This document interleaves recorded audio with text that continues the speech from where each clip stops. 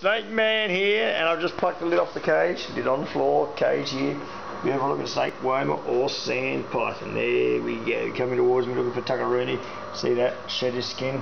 It's a male, about 4 or 5 year old. This one was bred by Trevor and Francois Sullivan, ex-Sydney, now live up in the Northern Territory, a place called Bachelor. Wonderful people. They supplied us with some crocodiles as well for our hands-on reptile shows. We at Snake Busters here are the only hands-on reptile shows in the country that let people hold the animals. Snakes always look good in videos, especially after they've shed their skin. This one here, a male, and as I said, a few years old now, bred by Francois and Trevor Sullivan. It's what we call a Tanami Woma, northwestern variety. There are 3 subspecies of Woma. I've actually named 2, including this one.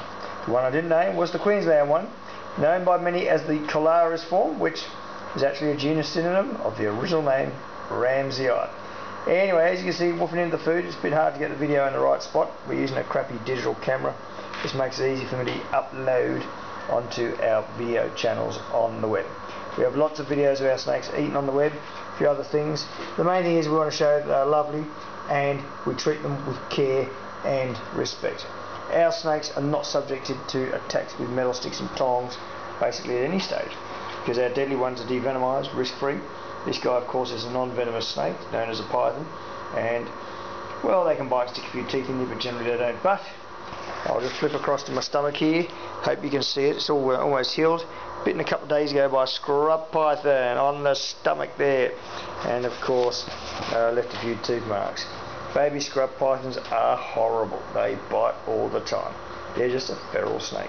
The big ones, like the big one here, don't know if you see it in that cage there, very good, very friendly and pretty reasonable, unless they've been mistreated when they're young, then they stay horrible.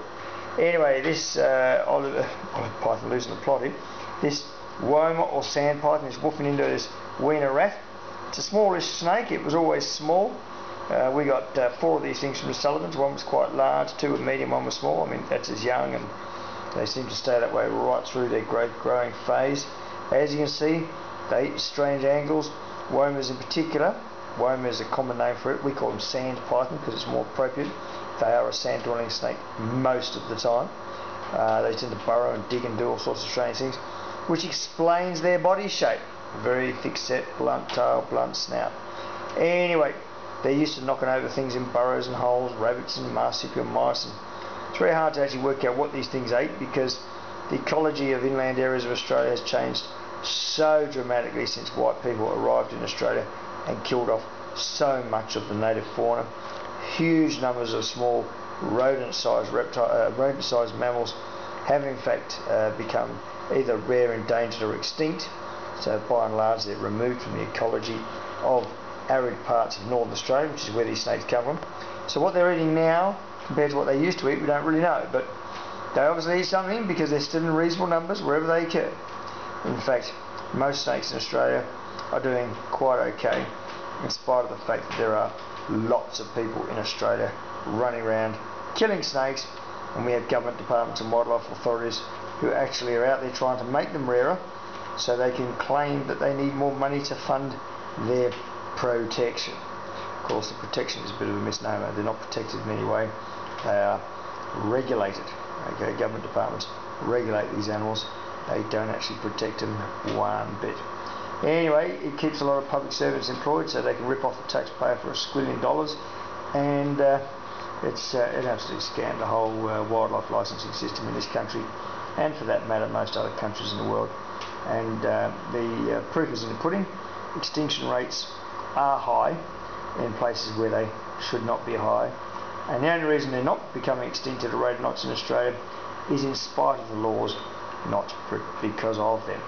Now, this snake here, pardon me for the cough, is woofing down his food. As you can see, it's about 4.5 minutes, and I'd say it's over halfway. I'm sorry about the position of the camera.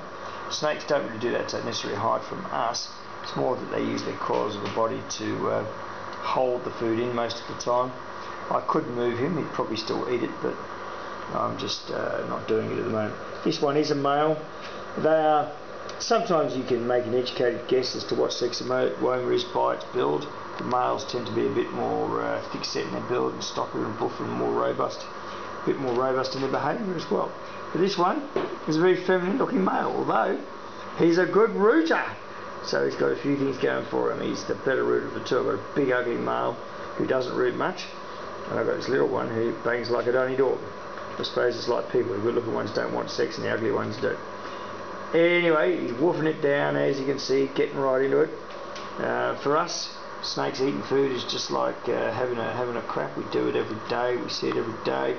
I'm making this video now and I've already fed like 20 or 30 snakes, and it's just like, yeah, been there, done that. But for people who don't see snakes eating every day, it is unusual how they get such massive items down. For us it's unusual, but bear in mind there are lots of species of snake in the world, and there's like, I think we're on about 4,000 or 5,000 named species of snake in the world. New species being discovered and named on a regular basis, not just as new descriptions as in dividing up pre-existing species, but straight out of the box snakes that scientists at least have never ever actually encountered, and they are described as new to science, not from the results of splitting animals. Sometimes from places like China, which have a huge number of people and scientists, and there's still stuff getting found. As you can see, look, it's gone right down there already. It's flying down, and this snake has in fact eaten this food. Very pleasant snake.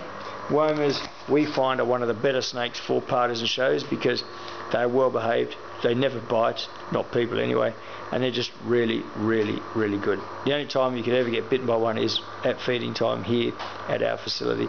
The rest of the time we let the kids hold them. They love it. They're brilliant with toddlers, babies, and old age pensioners, and everyone in between.